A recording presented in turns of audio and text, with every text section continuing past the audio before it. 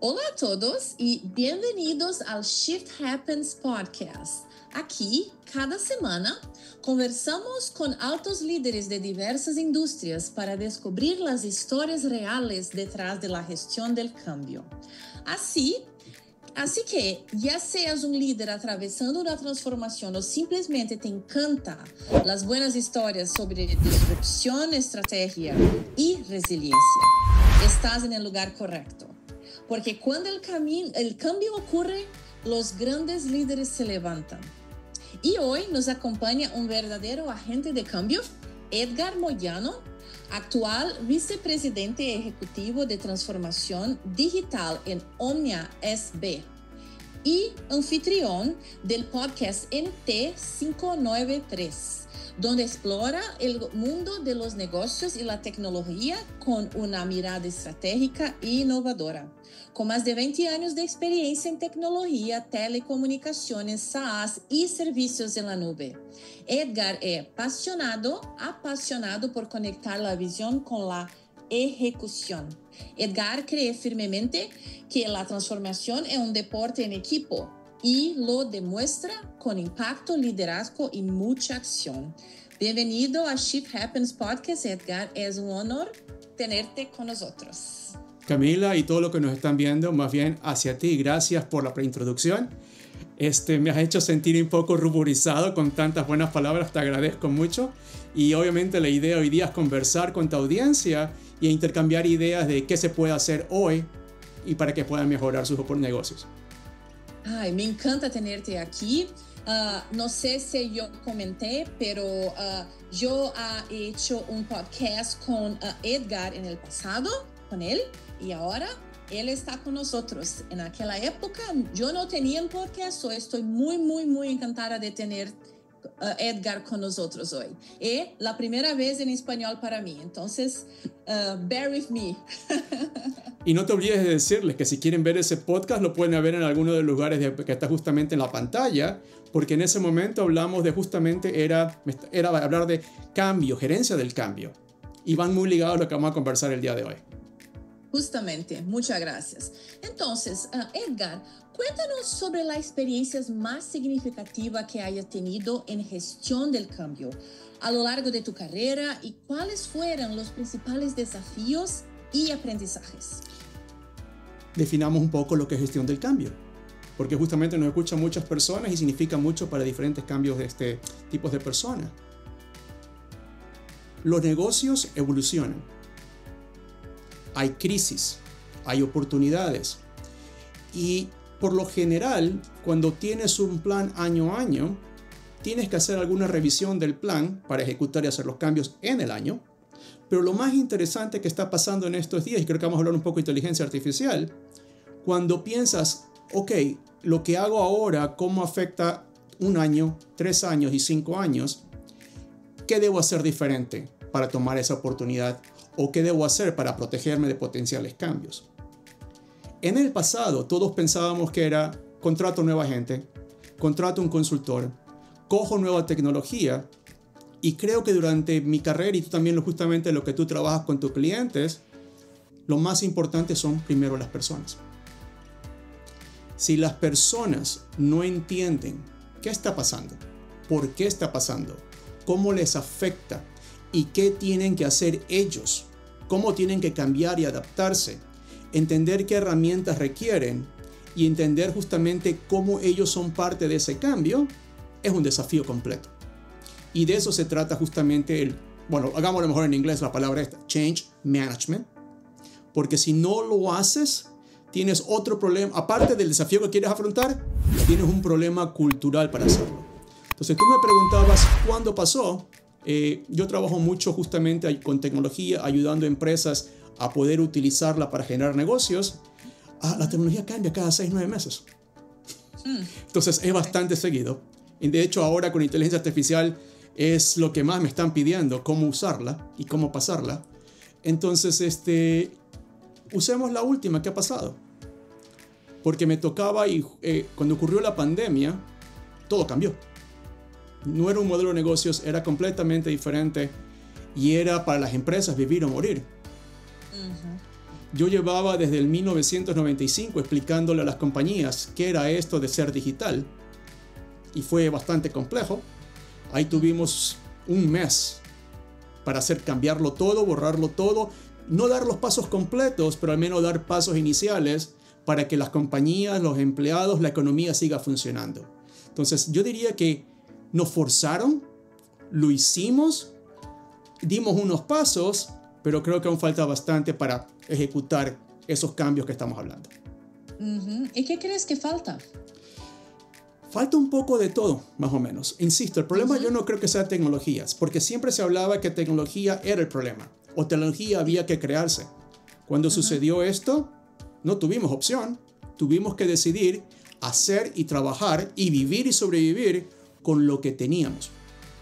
Con lo cual viene varias cosas. Primero es, el ser humano es resiliente, el ser humano es creativo, y cuando estás contra la pared, solo tienes que empezar a ejecutar.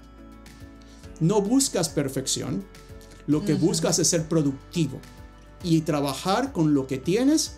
No necesitas ser 100% digital. Obviamente lo que estabas haciendo antes, obviamente ya no puedes usarlo. Entonces simplemente es volver a ver qué realmente puedo ejecutar con lo que tengo. No con lo que me gustaría, sino con lo que tengo. Entonces, basando tu pregunta, lo que nos haría falta son estas rondas de creatividad, desafiar el status quo. Tú y yo sabemos que el tema de la zona de confort es justamente eso, es muy cómodo para todos. Sí, ¿verdad? Pero creo que ahí es donde deberíamos pasar y dedicar tiempo, desde la gerencia hasta los mandos normales de que están en el campo, desafiarlos. ¿Qué estamos haciendo bien? ¿Qué estamos haciendo mal? ¿Qué podemos hacer diferente? Lo bueno, lo malo y lo feo. Sí, yo concuerdo. Y creo que uno de los grandes desafíos de ese proceso de transformación es lograr el compromiso de los empleados de todos los niveles de una organización, ¿sí? ¿Tienes alguna experiencia de cómo hacer eso? Podría decirte dos. Sigamos justamente con el tema de la pandemia. Todos estábamos acostumbrados a trabajar en una oficina. Algunos trabajábamos remoto. Lo primero que habría que justamente volver a redefinir es qué es trabajar en equipo, digitalmente hablando.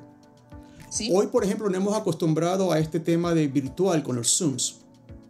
Pero si te das cuenta y lo que nos están viendo, no estamos transfiriendo o compartiendo información. Simplemente es como tener la televisión prendida.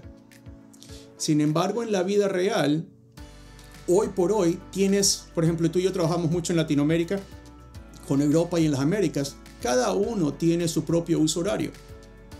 Sí. Están completamente remotos. Y aún al día de hoy, incluso después de la pandemia, la mejor forma de compartir y colaborar es usando el correo electrónico. Archivo va, archivo viene, da vueltas. Nadie sabe qué versión es la del último archivo con el que estás trabajando. La información no es segura.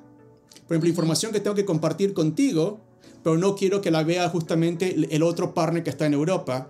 Y simplemente o comparto todo sin poner seguridad, o yo mismo parto el archivo en 15 pedazos diferentes y a cada uno le doy lo suyo, y luego viene el problema de que alguien tiene que administrar un documento. Ponte a pensarlo. Un documento. No el proceso, no el flujo de trabajo. Estamos justamente tratando de inventar el agua tibia de cómo compartir documentos, y eso creo que es un desafío. Sí, eso es verdad. Eso me recuerda un caso de un cliente cuando que una persona en el team, en el equipo, ha dicho, ¿cuál es la versión real o la última versión o algo así? Porque no one knew, nadie sabía, ¿sí? Sobre eso. Entonces, es tan simple, teóricamente, algo tan simple, pero las personas no saben cómo manejar aún. Y lo gracioso es, ya tenemos las herramientas. Por ejemplo, estamos en un ambiente corporativo empresarial, entonces los dos mayores proveedores de tecnología de Microsoft y Google ya nos dan las herramientas para hacer todo esto. Ya las estamos pagando. Pero justamente viene de que no sabemos cómo utilizarlas. Por ejemplo, te vas a reír con este ejemplo. porque obviamente no todos tienen las mismas herramientas. Unos usan Office, otros usan Google.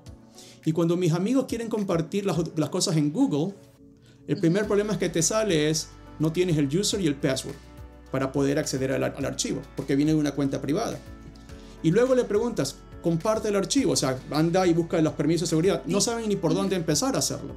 Entonces hay un grave problema de qué es ser digital, cómo usarla a nivel personal, cómo usarla a nivel de colaboración empresarial, y obviamente mientras en este mundo real con toda la cadena de valor, el conocimiento de qué es ser digital varía completamente. Entonces, incluso con herramientas que ya ha estado y la hemos venido usando por los últimos 10 años. Sí, me ha pasado eso, es por eso que estoy sonriendo, porque sí, se pasó conmigo que yo intentaba dividir un archivo con un cliente y no había una cuenta, y entonces muy difícil, ha sido con Google Drive. Exactamente.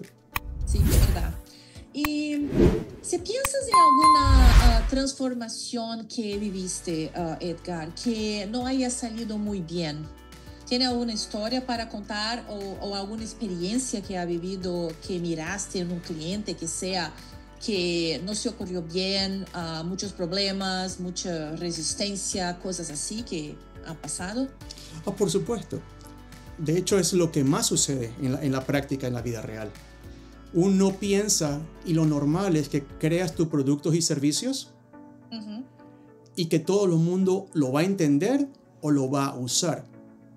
Entonces, muchas veces nos ha pasado que hemos tenido que invertir en desarrollo, nuevos productos como tal que lanzamos al mercado, y resulta que nadie lo quiere comprar porque está bien desde el punto de vista tecnológico, pero desde el punto de vista de uso común diario, o pedirle a los clientes que cambien su manera de ver, actuar o lo que fuere, involucra la capa de que estamos hablando de cultura, educación, y por lo general la parte tecnológica o el proyecto tecnológico nunca incluyó a ese pedazo. Entonces no es solamente que la tecnología que estábamos desarrollando estaba mal enfocada, sino que también el mercado como tal no estaba dispuesto a aprender a poder usar nuevas formas, como lo dijimos hace un rato. Ponte a pensar, estamos hablando de Google Drive.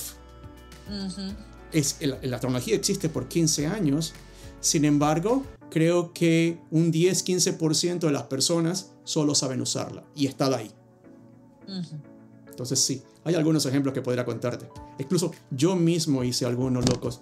El que más me duele, 2014, estaba el Mundial de Fútbol.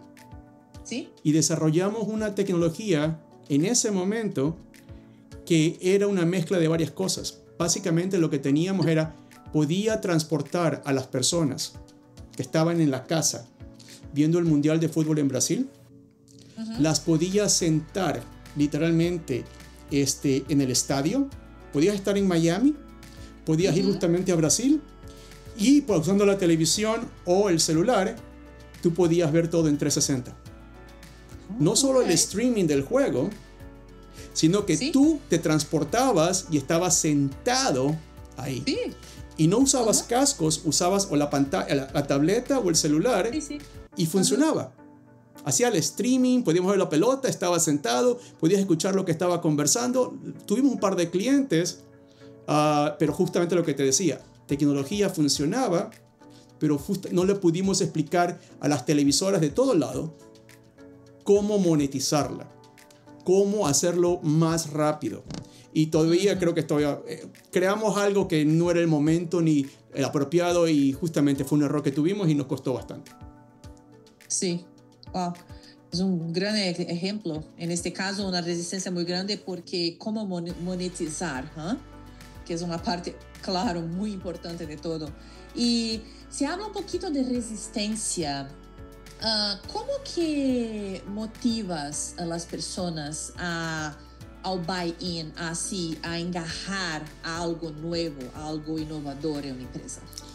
También tuve que aprender de aquello. Y voy a usar una expresión, la voy a usar en inglés y en español, entonces si me equivoco en algún lado en la traducción al español, pido disculpas a la audiencia. Sí. Throw it to the wall and let's see what sticks. creamos todo lo que queramos crear. Por ejemplo, la pasta, ¿cierto? ¿Cómo sabes que la pasta está buena, está preparada? Una de las formas es, dice, si la lanzas a la pared y se queda pegada, aún le falta. Si se resbala, está en el punto correcto. En tecnología cometemos mucho ese error. Creamos mucha tecnología, bastantes cosas avanzadas, pero el mercado no está listo para poder aceptarlas. Entonces, ¿qué comenzamos a hacer diferente? Lo básico, ¿cierto? Hablemos y más con el cliente, pero más importante, entendamos lo que hablábamos, monetizar. Sí. ¿Cómo ellos se van a beneficiar? No es qué tan bonito, qué es lo nuevo que traigo, cómo funciona. Por ejemplo, en el caso que te contaba, 2012 era streaming, podía hacer 500,000 cosas con celulares en ese momento, que ahora incluso aún ahora es difícil hacerlas, pero no había suficiente cantidad de suscriptores dispuestos a pagar por hacerlo, porque alguien tenía que pagar las cuentas.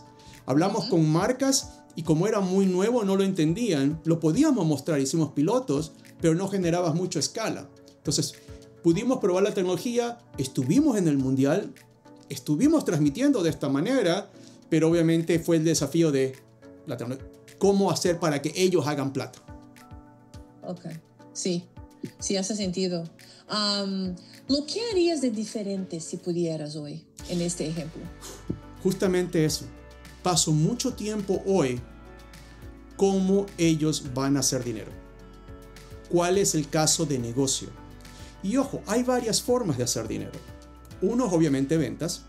Todos queremos vender más. El otro también importante es cómo optimizo sus costes.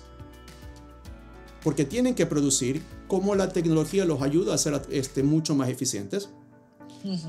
Todos tenemos gastos y obviamente tenemos que minimizarlos lo más que se pueda. Luego, ¿cuánto tiempo te demora en lograr que esto funcione?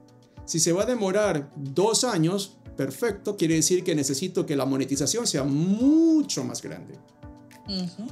O, usando ahora pilotos, que puedo mostrar en una semana para que ya no sea PowerPoint, sino que los clientes y los clientes de mis clientes puedan ver, sentir, oler un poco de qué es lo que estamos hablando. No tienen que ver, o sea, no en PowerPoint, sino algo medianamente cercano que funciona. Entonces ahí tienes algunos ejemplos. Entonces paso mucho tiempo con mi equipo y con mis clientes armando estos pilotos. En inglés lo llamamos MVP, Minimum Viable Products. Entonces, productos mínimos viables. Porque es la mejor forma de que el mercado entienda de qué estamos hablando más allá del PowerPoint. Sí. A mí me gusta mucho esta práctica de pilotos, especialmente para cosas grandes así. También en tu caso, en tu ejemplo, es para probar el valor que hay. El cliente puede experienciar este nuevo producto o nuevo servicio y así tomar la decisión de como comprar todo el paquete, ¿sí? De hecho, le hemos dado una vuelta. Y te voy a usar un ejemplo. Digamos que queremos construir un medio que te permita ir de punto A a punto B. Lo normal en tecnología o en cualquier proyecto, incluso con pilotos, es que te demores un tiempo determinado. Entonces aquí viene el concepto nuevo que te estoy contando. Si el objetivo es transportar algo o alguien de punto A a punto B, lo que tratamos es que en 1 o 2 semanas tengamos una patineta. Puedo ir de punto A a punto B y así es lo que se me están pidiendo. Luego, obviamente, si alguien quiere transportarse, van a darme ciertos requerimientos adicionales. Entonces, las siguientes 2 semanas le entrego un scooter. Es más rápido, es más seguro y a lo mejor puedo ponerme una mochila y llevar más carga. 2 semanas después le entrego una bicicleta. Más seguridad, mayor cosa si puedo justamente haciendo. 2 semanas después a lo mejor le entrego una motocicleta. 2 semanas después le entrego un auto básico y 2 semanas después a lo mejor le entrego un pequeño camioncito. Punto A, punto B, desde una patineta hasta un pequeño camión, porque también lo otro que también sucede mucho es El cliente sabe que tiene una necesidad, pero cuando comienzas a ejecutar el proyecto, te das cuenta, oh no, a lo mejor lo quiero que sea de esta forma A, de esta forma B, quiero que sea más grande, quiero que sea más pequeño, y vienen más cambios justamente, más change management, change request. Entonces a lo mejor ya no quieres el camión grande, el super trailer de, qué sé yo, 8 o 10 ejes, a lo mejor 2 camiones tipo Ford hacen el trabajo, les cumples el presupuesto y al menos hasta que genere más dinero es lo que necesitan. Entonces, desde la patineta hasta el camión, creo que justamente les sirve a los inversionistas, a los clientes, a los desarrolladores, a los técnicos, para que todo el mundo entienda, ya no solo en PowerPoint, sino en la ejecución práctica, que es lo real. Sí. Eso es muy bueno. Bueno, velocidad, sí, muy importante, es una grande ventaja que se puede vender a los clientes, seguramente. Y cuanto a comunicación, ¿tienes algún ejemplo de alguna historia o cómo manejas comunicación en tiempos de transformación? Usemos ejemplos actuales. Okay. Si te acuerdas en el pasado, cuando generabas una campaña de comunicación, por lo general contratabas, y se hace todavía y se recomienda que se haga, consultores externos, agencias externas que te ayuden a hablar con los clientes e internamente cómo hacerlo. Y más que el dinero o el presupuesto que requerías, era el trabajo, la cantidad de trabajo, la cantidad de tiempo, la cantidad de sesiones que se requerían para poder tener todos, primero que todos hablen el mismo lenguaje. Y luego comenzar a ejecutarlo. Y el problema que siempre había en ese momento era que cuando comenzabas a ejecutar y ya tenías las piezas digitales o de comunicación creadas, si te tocaba hacer ajustes, era complicado. Sí. Hoy con la inteligencia artificial es mucho más sencillo. De hecho, uno de los podcasts que hicimos hace un par de semanas era, ¿tú te acuerdas cuando nosotros como ejecutivos usábamos las grabadoras de voz? Sí. Y comenzábamos a poner todas nuestras ideas. ¿Qué pasaría si en una empresa todos los ejecutivos vuelven a tomar esa costumbre? Pero luego le dices a la inteligencia artificial que coja todos sus audios, los analice, los compare y que encuentre esos mínimos comunes de todos.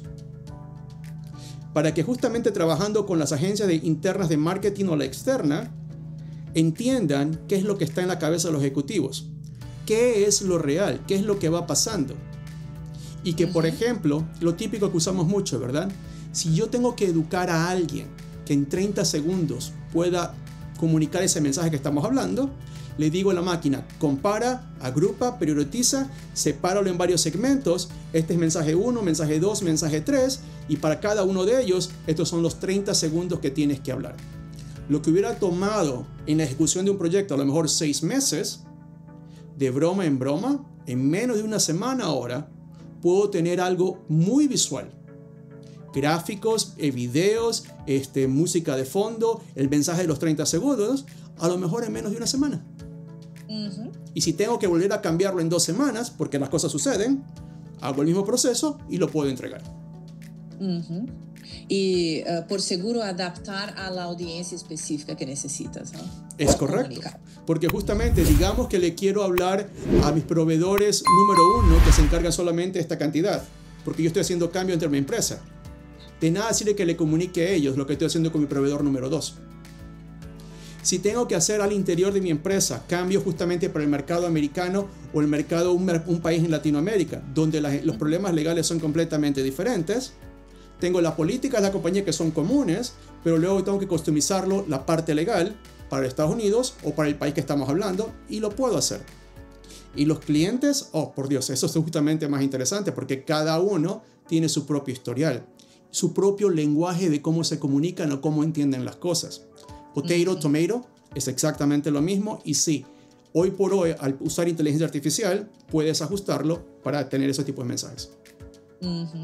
Muy interesante. Y vamos a hablar de futuro ahora. ¿Qué crees que son los principales desafíos que vamos a tener en el futuro? pensamos en 5 años, ¿cuál es tu visión en los principales desafíos que vamos a encontrar? Primero, el tema económico. Las empresas tienen que crecer. Y lo que he notado mucho es que, como hemos vivido de crisis en crisis, por diferentes tipos de razones, sobrevivir se ha hecho una costumbre. Pero para poder mantener una empresa creciendo en el tiempo, todos tus indicadores financieros tienen que ir creciendo. O sea, si todos los años tienes ventas flat, todos los años el mismo nivel de ventas, y tus márgenes también se mantienen, o sea, si sigue siendo positivo, no te va a generar suficiente dinero para volver a invertir, crecer, evolucionar. Entonces, es un problema de negocio. Obviamente también viene justamente el tema de cuánto patrimonio tienes, cuántos activos tienes, cuánta deuda tienes y cómo tu empresa va cambiando, evolucionando, transformando para poder ir ajustando a esos desafíos que requieres. Tecnología te puede ayudar. Tecnología te va a ayudar. De hecho, si vemos, por ejemplo, hoy, las empresas más grandes, ya sea de capitalización de mercado, todas son tecnológicas.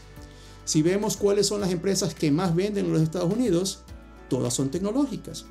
Y tienen sus procesos internos, no porque tienen la mejor tecnología, sino porque sus procesos, su gente está entrenada para poder utilizarla y justamente lograr estos resultados. Entonces, nos va a tocar al resto del mercado aprender cómo la tecnología ayuda a la persona, al proceso, a los flujos, cambiarlos, modificarlos, optimizarlos, automatizarlos para que puedas tener este tipo de cosas. Y aquí justamente entra el tema de la inteligencia artificial. Varias cosas que están sucediendo. Muchos ejecutivos con los que hablo, primero yo les pregunto, ¿cuánto piensas invertir en inteligencia artificial? Y la respuesta es, ya pagué los $20 que me piden todo el mundo. $20 por cantidad de personas y hacen check. Y entonces yo les pregunto, ok, es un presupuesto, ¿qué está cambiando? ¿Qué proceso está cambiando? No, que lo van a hacer más rápido. Entonces yo les digo, sí, es verdad, pero no cambió el proceso, no cambió la optimización.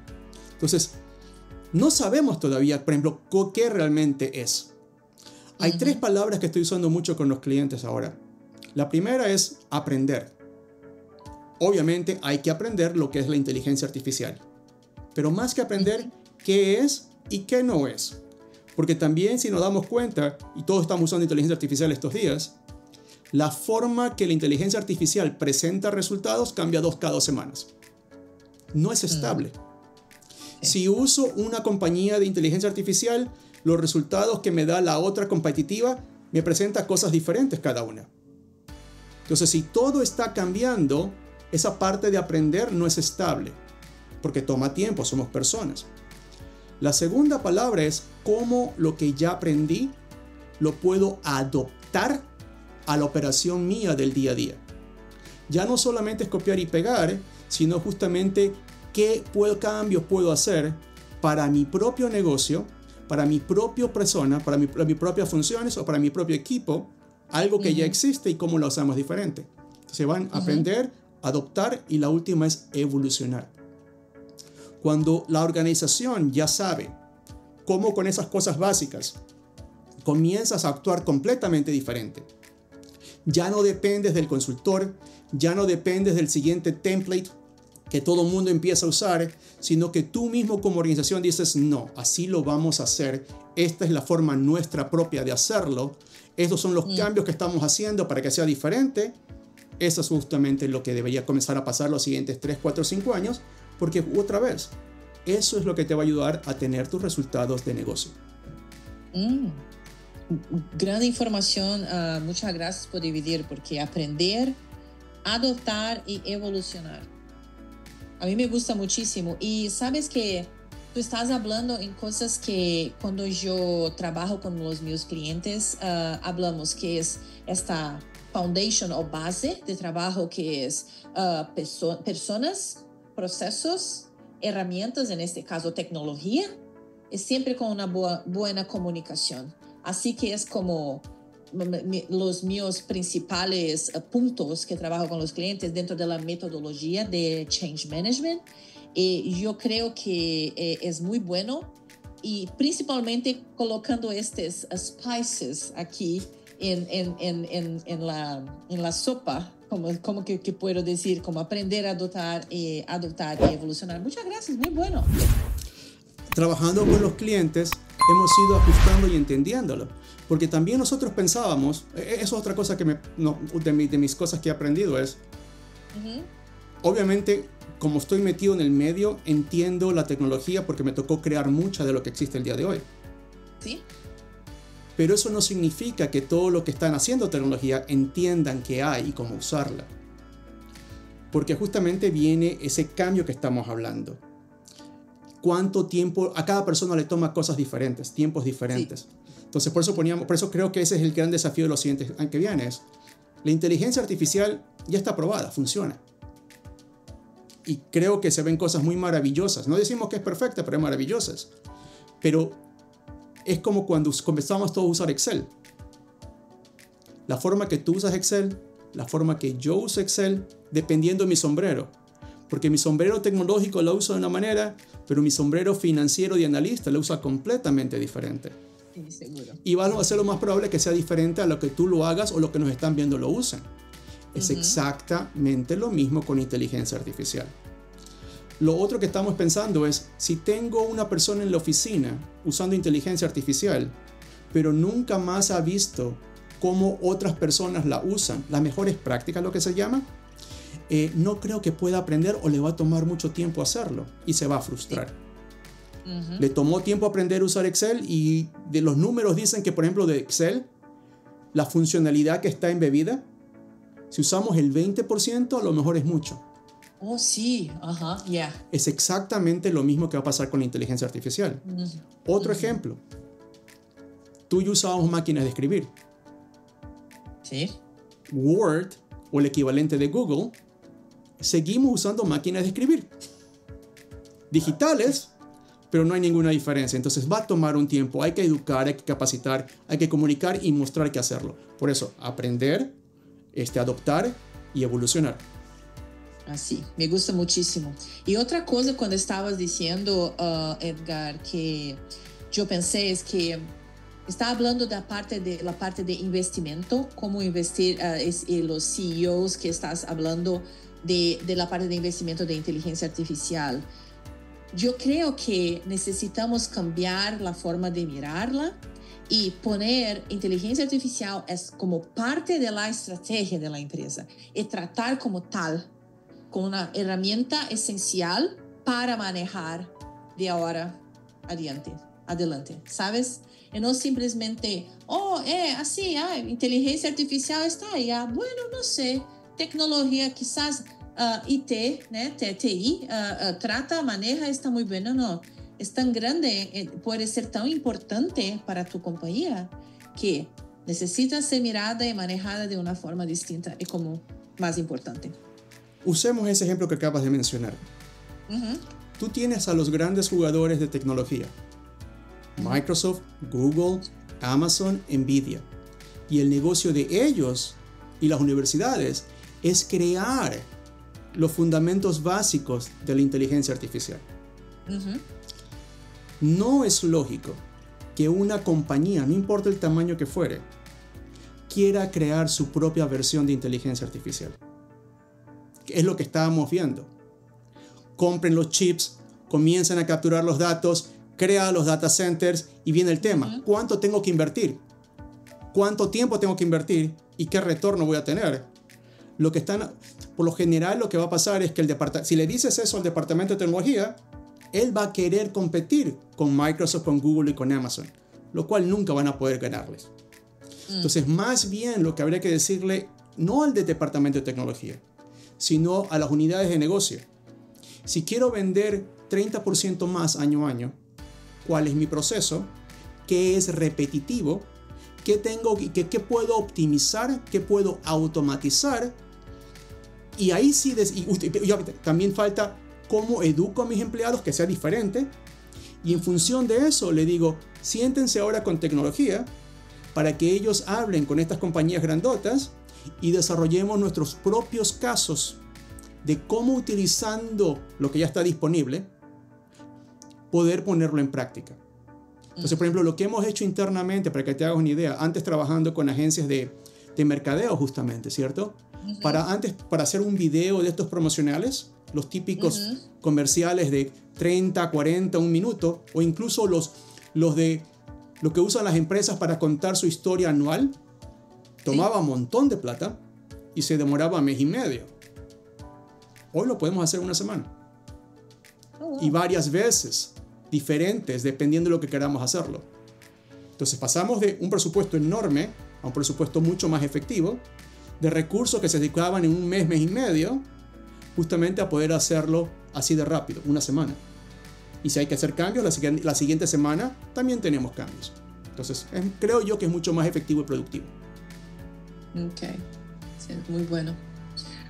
Bueno, Edgar, por el tema del tiempo necesitamos finalizar, pero tengo una última pregunta a ti. Si pudieras resumir en pocas palabras tu éxito, tu suceso en tu jornada. ¿Jornada es la palabra? ¿Jornada? En la historia, no te preocupes, está bien.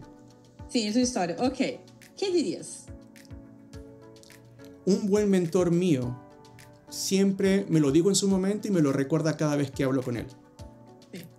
Edgar, tienes 2 ojos para ver lo que está pasando. Tienes 2 oídos para escuchar lo que te están diciendo. Tienes una sola boca. Así que ve 2 veces, escucha 2 veces más de lo que tú hables. Porque te van a decir por dónde comenzar a caminar. A lo mejor no es lo que tú quieres, pero es lo que ellos desean. Y para esta primera vuelta, para entregar la patineta, es mejor que ellos vean lo bueno, lo malo, lo feo de lo que estaban proponiendo, para que después, si tengo una vez mostrado, decirles, mira, lo correcto es la bicicleta o el scooter, ellos se van a dar cuenta de que, sabes que tenías razón. Entonces, hay otra palabra que a mí me enseñaron mucho, en español, lo voy a decir en inglés y me disculpo, si quieren mándenos mensajes y les contamos cómo es. En el mundo latino nos enseñaban mucho que la palabra de compromiso o comprometer, o sea que las 2 partes, era lo que era lo más común. Sin embargo, en inglés hay otra palabra y justamente ahí vienen los ejemplos. Compromise and collaboration. Cuando haces compromise, todos, sin excepción, renuncian a algo por el favor de todos. Para que todos estemos contentos, pero estamos renunciando a algo. Con lo cual, por principio lógico, no estamos contentos. Lo entendemos, lo aceptamos, pero no estamos contentos. La otra palabra que es collaboration. Todos ganamos. Nadie pierde. Entonces, esa es mi otra lección que aprendí. O sea, es mucho más importante colaborar que compromise. Porque en el largo plazo, todos van a ganar. Pero justamente tenemos que ajustarnos a aquello. Muy bien. Excelente. Aprender, adoptar, evolucionar. A mí me gusta muchísimo. Bueno, queremos agradecer enormemente a ti, Edgar Modiano, por compartir una conversación tan inspiradora con nosotros hoy. Y a ustedes, nuestros oyentes, por acompañarnos en este trayecto. Si esa discusión le aportó valor, no olviden darle like, compartir, suscribirse, essa palavra é um pouco difícil para mim, e enviar este episódio a outro líder. Sigan transformando, sigan creciendo. Muchas gracias, hasta la próxima. Gracias, Camila. Gracias.